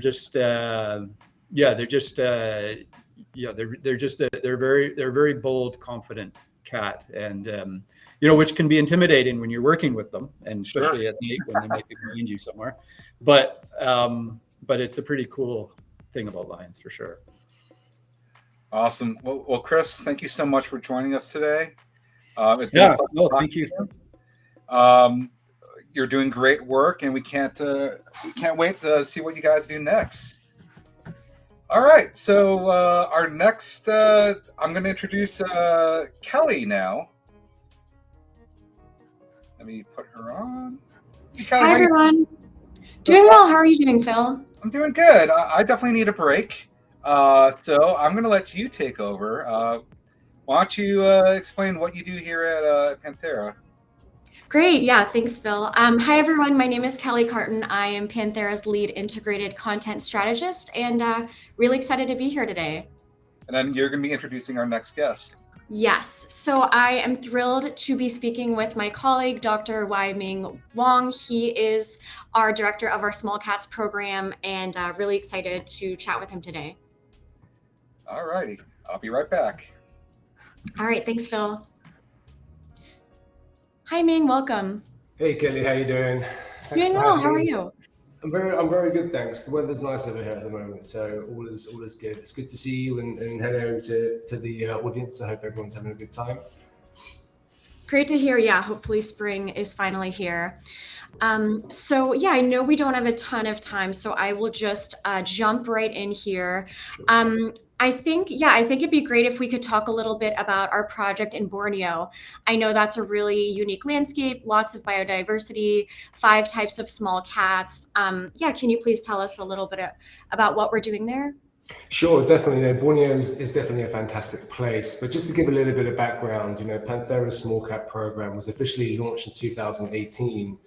And the work that we were doing in Borneo was kind of our first project. And so it's now been 3 years in development. And we've come quite a long way in terms of our footprint and the work and the partnerships that we have in Borneo. But for those who aren't very familiar of the island, Borneo is the 3rd largest island in the world. It's located in Southeast Asia. And it's really a fantastic place. Borneo's forests are some of the world's oldest and most biodiverse in the world.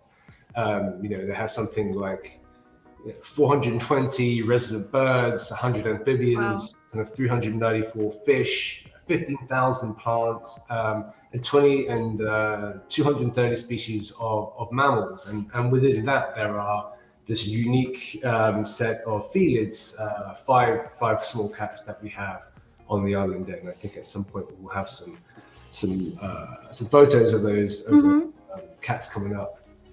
But so Borneo was once an island that was just kind of blanketed in this forest cover.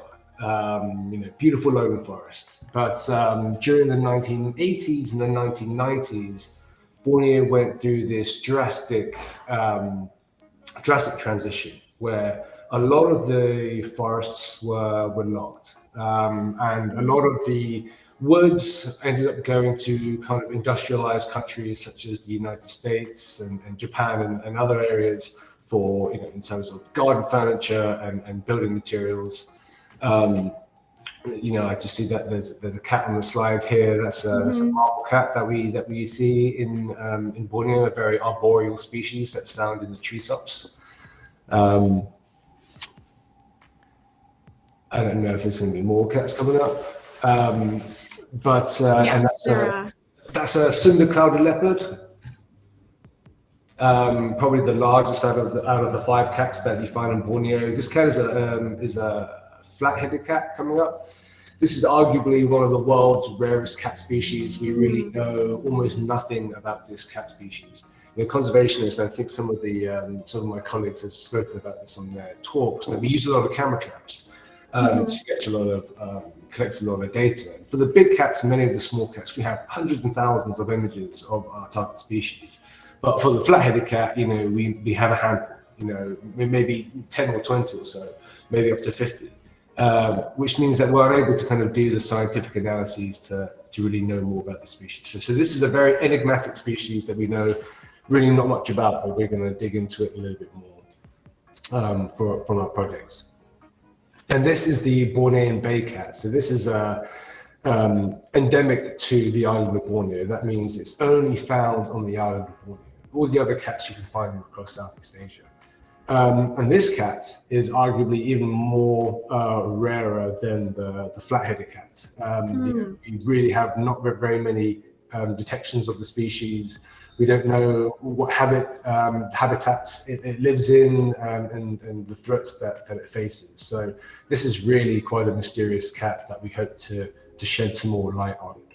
And then the last cat that came up there, this is a leopard cat, one of the smallest out of the 5 species, and it is fairly widely distributed across Borneo and found in a number of habitats from oil palm plantations to the forests. And so these are the 5 cat species in Borneo that we are trying to protect. But I was saying before, during the 1980s and 1990s, Borneo went through this drastic transition. A lot of the forest was logged. And then after that logging forest, these potential forests then are deemed kind of degraded and have low conservation value. And so following the large-scale logging comes a huge amount of forest conversion to oil palm plantations and other agricultural landscapes. As you can see here from this image, there is a piece of forest that has been cleared and kind of terraced for new oil palm planting. And then on the other side, you can see an active oil palm plantation. And so what this results in is that we find these isolated, fragmented habitat patches, kind of surrounded by these agricultural matrix landscapes. And these kind of plantations and agricultural landscapes, of course, bring people. And when people are involved, other threats ensue, particularly hunting for subsistence, but also poaching other animals, particularly orangutans and elephants, and also clouded leopards, to kind of fuel the illegal wildlife trade.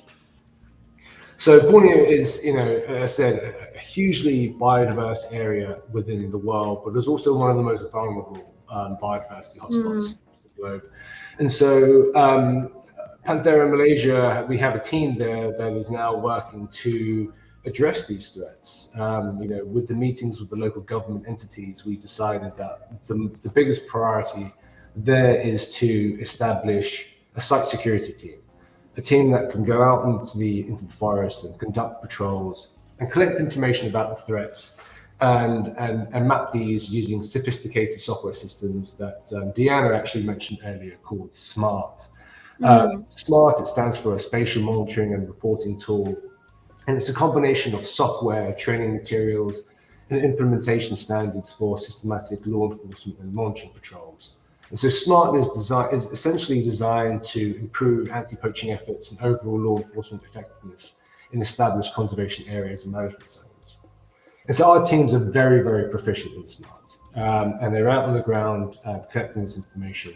And this information can be analyzed within the software and map out the threats. And so through these patrols, we have these very detailed maps of where poachers enter the forests, where are the poaching hotspots, and kind of understand what is their general MO in terms of going into the forest and all that sort of intelligence that comes with it. And so our teams are on the ground and able to kind of mitigate these threats. We have boots on the ground that are a deterrent for poachers. We also have kind of remote cameras situated at these kind of poacher entry points, so we could alert when poachers or there's illegal entry going into these forests. And so we kind of build this fortress aspect to kind of protect in these isolated forests. But we also work very closely with the communities. I mean, having the communities on site is absolutely critical for any conservation project to work, particularly in these landscapes where local communities depend so strongly on the neighboring forests. And it's really important that these forests remain intact in order for them to provide those services. And so, we work with the local communities, and we recruit some of them and train them in techniques of site security. And we use them to kind of help protect the marginal areas, the areas that run along the border of the protected areas and kind of the outside areas, to help protect those areas, because those are the areas where kind of poachers come in. That's the interface between the forest and the communities. And so that's where a lot of the threats are occurring. And so we use those community scouts to help us collect that information and further mitigate those threats. So all of that is going on, and there's a huge operation, and that's led by my colleague Roshan Guharajan. He has a team of kind of 8 patrollers of both men and women, as well as a number of community scouts. But so that's our protection measures. But at the same time, as I mentioned before, flat-headed cat and bay cat, they're 2 of the world's arguably rarest cat species. We really don't know much about them. And without having that kind of basic fundamental ecological information in terms of how many are there, where are they, what are their habitat requirements, it's really difficult to form any conservation action plans that are targeted towards those species. So we're about to embark on a number of very long-term scientifically robust camera trap surveys in our study areas. Where we work is we work in the Doramicot and Tankulat forest reserves that in Sabah. And you can see here, this is the typical kind of forest that you would see. I think this is actually Tankulat here, early in the morning when the mist was just rising from the forest. And so we'll be implementing camera trap surveys there to estimate population numbers for the 5 species, for clouded leopards, marble cats, flat-headed cat, bay cat, as well as leopard cats. But we're going to tweak the scientific approach a little bit because flat-headed cats and bay cats are so rare that it's really difficult to them up on camera traps. So we're going to tweak these study designs a little bit to ensure that we have enough detections of the species so we can be able to conduct the necessary analyses to get these fundamental ecological knowledge for the cats. That's great, thank you. And it sounds like a really strong convergence of community engagement, technology, tried and true conservation strategies for this project. So that's really exciting to hear. And I know you've mentioned Borneo is also rare because it's only home to small cats. They don't need to compete with big cats. Yeah, can you talk a little bit about that? How those small and big cats do work together in ecosystems where both are present? Yeah, sure. So, I mean, so just to touch on your first point, so Borneo is a place that doesn't have big cats, which means the small cats are the apex predators. They're the top of the food chain, and they're the ones that are most affected by the threats that I mentioned before: deforestation, land conversion, and hunting and poaching. And it's interesting because the neighboring islands of Sumatra, they have obviously famously Sumatran tigers, and in Java there are Java leopards. But it seems from the fossil record that big cats never made it over to Borneo, and so that's why Borneo is kind of a special place in the small cat program, because it doesn't have to contend with any of the big cats. But that's a really good question about how big cats interact with small cats. At the moment, a lot of that is still largely unknown, and that's something that we look into a little bit more scientifically in terms of understanding what are the big cat and small cat interactions. But there is some information out there at the moment. I know these aren't small cats, but in India, for example, tigers are known to displace leopards. They're a sympatric species, but in terms of that means sympatric means that cats of different species occupy the same habitats. But in India, it's shown that sometimes tigers push them out to the marginal areas. So tigers will occupy the core area within the protected areas, and leopards get pushed out to the kind of the outside areas. In South America, there's been a number of documented cases of jaguars predating on ocelots, for example. Okay. So there's that interaction. And to kind of expand that further, there is something also known as the ocelot effect as well, So essentially, within the South America, it has quite a high felid diversity. Particularly for small cats, you have ocelots, margays, oncillas, jaguarindis, pampas cats, and many others that overlap with ocelots.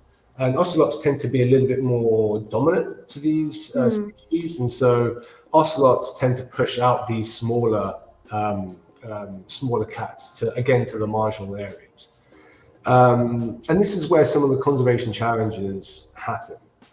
Again, we're still trying to understand what the interactions are, but generally we think that big cats will push smaller cats out into the marginal areas, and therefore perhaps they are more abundant or use areas outside of protected areas. And so the conservation issues get a bit tricky there because they're not protected by a protected area, they're in human dominated landscapes, which is why working with local communities is absolutely key, which is a critical component for a number of our projects. And I just thought of another example is that in Manas, northeast India, where we have a few projects, as a result of some of our tiger work there, we are starting to see increases of tiger numbers, which is fantastic, right? This is something we've been waiting for a very long time. And this site was demonstrating that tigers are increasing. However, caught on camera trap data is that as tigers increase, we're noticing that clouded leopard detections are decreasing. I wouldn't say that the clouded leopard populations are decreasing because we've implemented some really great cybersecurity and anti-poaching and threat reduction mitigation measures. So it's unlikely that clouded leopard populations are decreasing, but it is likely that perhaps that they're becoming more arboreal in those areas. Okay. So more tree dependent up in the canopy and therefore missing cameras. You know, they're just literally jumping over the cameras and getting missed. So these are some of the challenges, you know, as big cat populations increase. You know, what effect does that have on small cats? How does that affect us studying them? Because again, in this Manus example, you know, we may have to start putting cameras in trees, for example. You know, but that's something that we're working out in the small cat program is to really understand how we best scientifically study these species and how they interact with big cats, but also understand what is their ecological role. I think that is one of the big conservation questions that's surrounding small cats is, you know, what role do they play in the ecosystem? Why are they important? Why should we be conserving them? And as I said, in Borneo, they're the apex predators. They're the ones that we need to conserve and they kind of regulate the food chain. But that's a question that we're also kind of digging into as well.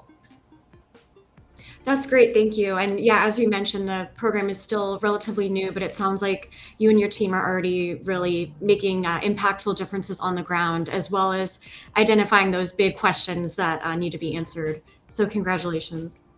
Thank you. Yeah, we're really trying our best. I mean, small cat conservation is relatively new. I think thanks to the recent support that we received from the Ayers Wildcat Conservation Trust, Panthera has one of the biggest small cat programs in the world. But it's brand new, as you said. It's not brand new, but it's relatively new, 3 years in the making. And with 33 species on a global distribution, it means that there is a lot of work that we need to do. And so one of the things is that we rely on partnerships. Partnerships is absolutely crucial for us to be able to get the work done, because not only does that increase collaboration, but it also brings various skills to the table. And that's just super important for small cats because they're so difficult to study. Some of the big cat scientists may not like me saying this, but I feel like studying small cats is a little bit harder than studying big cats. You know, you can place cameras on ridge trails and animal trails and you'll pick up big cats, but for small cats, you know, you might miss them on camera traps and things like that. So it's really important to kind of layer different methodologies and techniques on top of that to really shed some light on what's going on for small cats. And so, you know, not only do we use camera traps, but we use genetics, you know, GPS collaring, a lot that Chris was talking about before.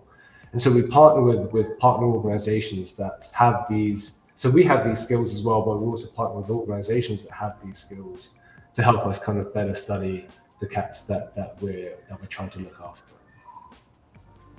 That's great. And yeah, I'm so glad you mentioned our partnerships. I think that really goes across the board of all of our programs. Our partners are, you know, key to our success. But yeah, would love to hear maybe if you have an example of one of the partners we're working with that, you know, we're able to make and share an impact together. Sure. So, you know, I'll stick with the Borneo example because that's on topic. Borneo, the work that we do is kind of a multi-partner project, and it has to be for it to work. And so, you know, we have our own teams on the ground, you know, from Panthera in Malaysia, but we also partner with the local governmental entities, so the Sabah Forestry Department and the Sabah Wildlife Department. And what they do is, you know, they provide us with the necessary permits and access to the forest reserves to work in. We are able to kind of use some of their capacity. Some of their rangers joins our teams, and you know, and other things. Some of the bureaucratic logistical stuff is that they give us some office space. They allow us to kind of be a team out there and leverage on some of their existing infrastructure. But we also work with local NGOs as well in other areas across Sabah that are doing similar work. Which means that we can kind of double our efforts. We're doing our work in Duramakot and our partners are working in Kinabatangan Wildlife Sanctuary, for example, doing the same work, making sure that we standardize our protocols, that we can kind of compare across sites. And also we help kind of increase capacity where possible. Within the small cat conservation world, a lot of them are kind of early career conservationists and just starting out. And so, wherever necessary and wherever needed, we're able to kind of increase capacity by providing them with technical and analytical training in terms of camera trap setup and data analysis, but also data management as well, which is key. If you're using camera traps, you're going to amass a lot of data, and how that's managed is actually key. So we can also lend some of our expertise to how we do that. So that's how kind of partnerships works at the site level. But there are other collaborations. There are a lot of small cat working groups that have been created mainly through one of my colleagues, Jim Sanderson, who's been a champion of small cat conservation now for a few decades. He's been very busy creating these working groups, and there are a few working groups that Panthera is strongly involved with, particularly the Fishing Cat Conservation Alliance. And sort of these collaborations, to me, is really great to see, because it's almost like a new light on the conservation approach, where instead of having these individuals or organizations competing against each other for funding for the same species, they've actually grouped together, increase that collaboration, increase the communication, so we understand where are the needs, what are the priorities within Fishing Cat Conservation Alliance on a whole, and we're able to fundraise together, and then able to kind of distribute funds out that way. And so kind of these new collaborations and working groups are a game changer for small cat conservation. And so some of the other small cat working groups that we work with are the Andean Cat Conservation Alliance, which is what Nico is a part of, which is really great to have him on board. As the Fishing Cat Conservation Alliance and the relatively newly formed African Golden Cat Working Group as well. And so we're looking forward to kind of establishing closer collaborations with these working groups as we move forward. That's fantastic. Yeah, glad to see so many groups on the ground supporting these small cats, and glad we're able to partner with them to amplify our impact. So I know something else that you and your team are working on. You've mentioned your colleague, small cat data scientist Julian Broadfield, is working on basically creating a data set. And once this is in action, will support Panthera and its partners in accessing some of this really key data for small cats. Can you talk a little bit about that project and what you think that will look like once it's fleshed out? Yeah, no, definitely. This is one of our most exciting initiatives within the small cat program. So just to give a little bit of background on this, so Panthera, which I'm sure we'll talk about in another one of these live sessions, but Panthera produces and manufactures our own camera trap. The camera traps are one of the critical tools within conservation that helps us kind of collect the data that we need to analyze to get the information that we need.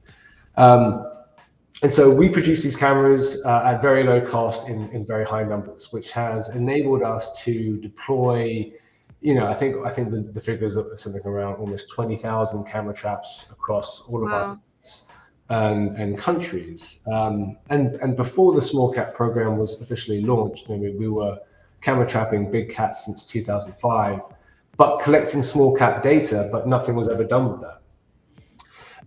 So we have this fantastic data scientist on board, Jolene Broadfield. Her background actually came from, she was on the development team for this data management software that we have called Panthera IDS, which is kind of like this smart system. It's machine learning, artificial intelligence capabilities to help kind of automatically ID species from camera trap data, and arrange it in a number of ways that we would require to perform analyses.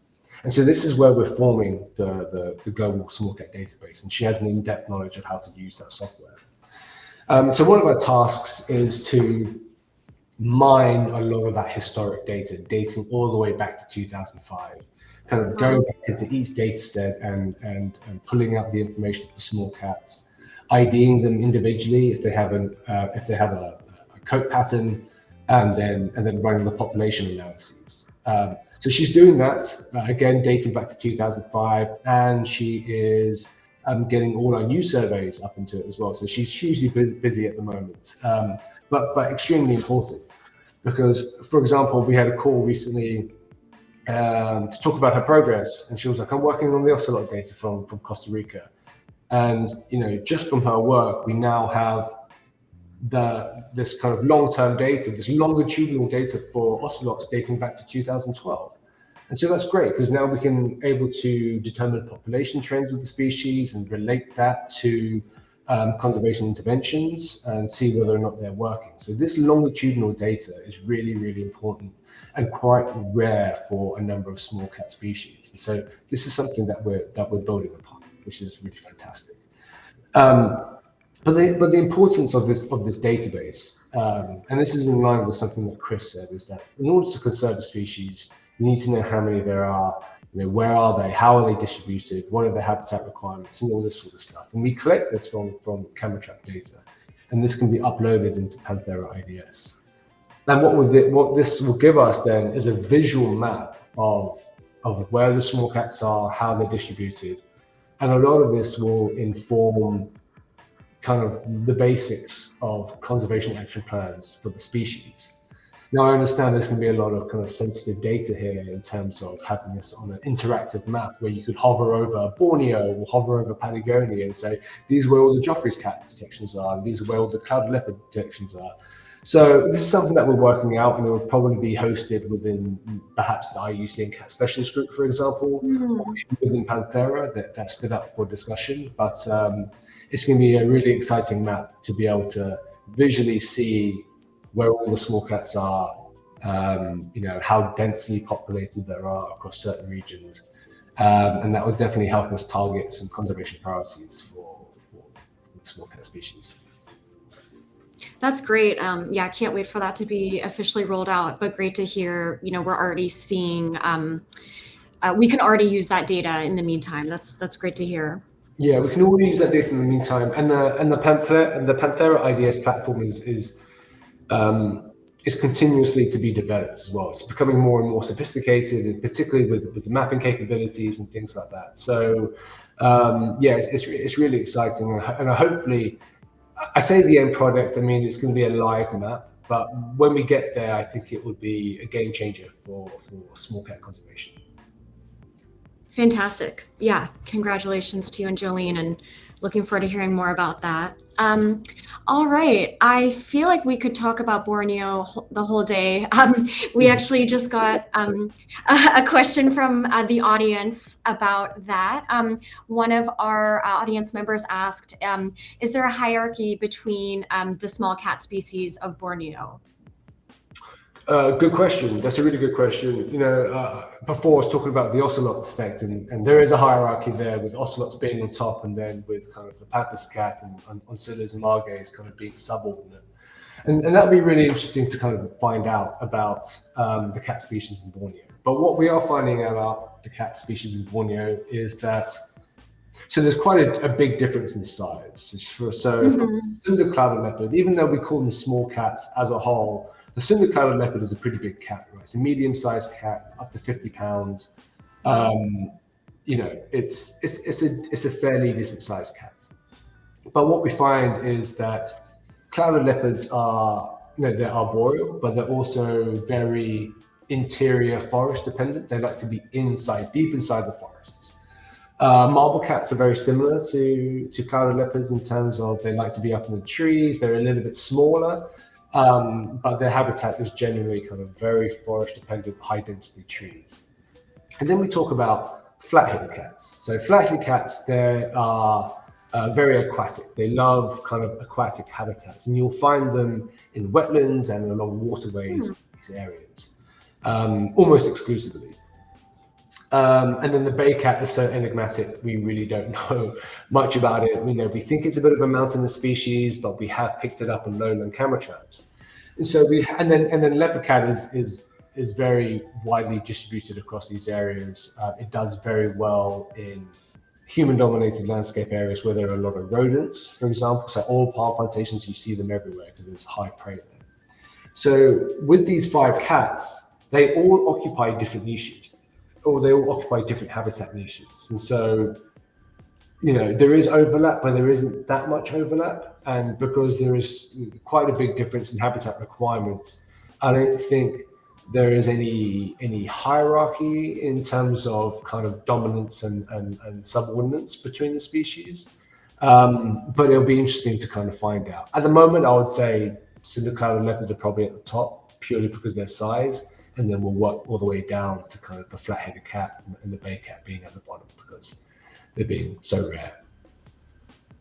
Thank you. That's really interesting. And I think also does a great job of illustrating how unique all of the 33 small cat species are, even in the same habitat. Some are in the trees, some are fishing. It's really interesting to hear how they each have their own niche, as you said.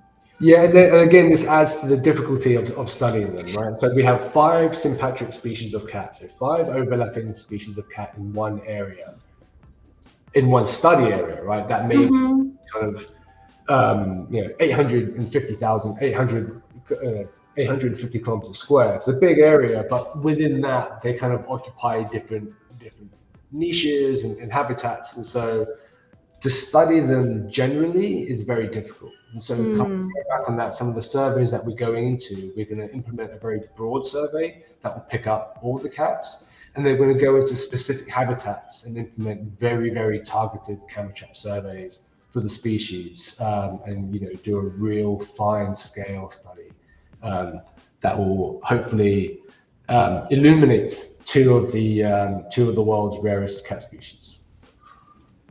Great, thank you for that. And yeah, you talked about the fishing cats being able to swim. Earlier, Diana and Howard talked about jaguars and tigers swimming. I love to kind of talk about this because anyone who's met a cat knows they hate water. Yeah. So I guess, are there any other small cats that swim? Yeah, so I mean, ocelots, they like the water as well. Fishing cats, obviously. But interesting, fishing cats are quite adaptable. Obviously, their name kind of suggests that they are very water dependent, but they're very adaptable. There's a project in Sri Lanka that we funded previously. It's called the Urban Fishing Cat Project, and so the fishing cats in the city centre that are Wow. a lot of rodents and other prey species, and of course some people's fish ponds as well, which causes conflicts. So the fishing cat, obviously, the flat-headed cat, very aquatic. You find them in wetlands and waterways. What else? I think that may be it, and there may be some others in the comments or other small cat biologists saying no, these cats are also aquatic, but I think those are the main ones at the top of the list.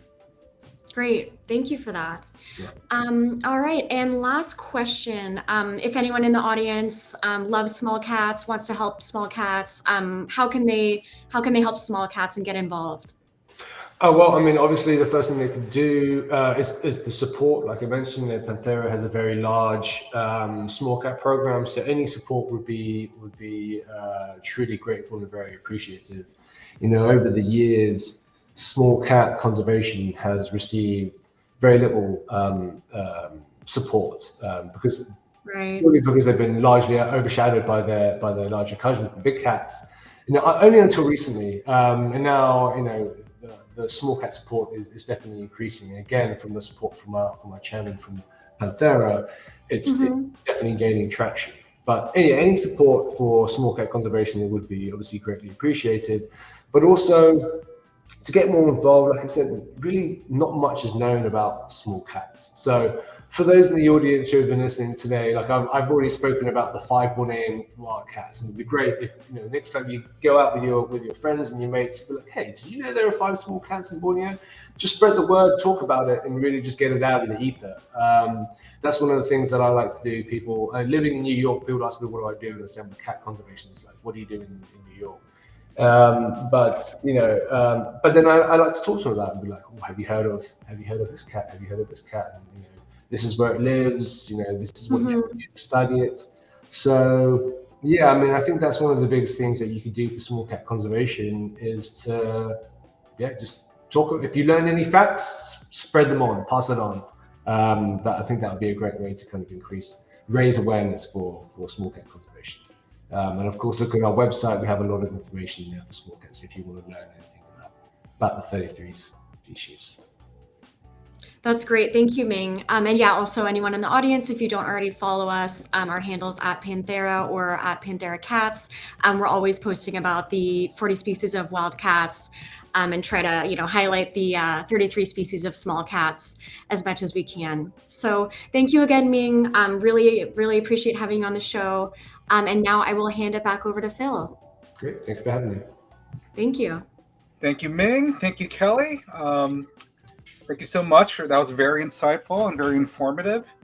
I want to also thank all of our guests, Howard, Deanna, Nico, Chris, of course, Ming, for everything that you guys done for Panthera and for, helping wildcats in general.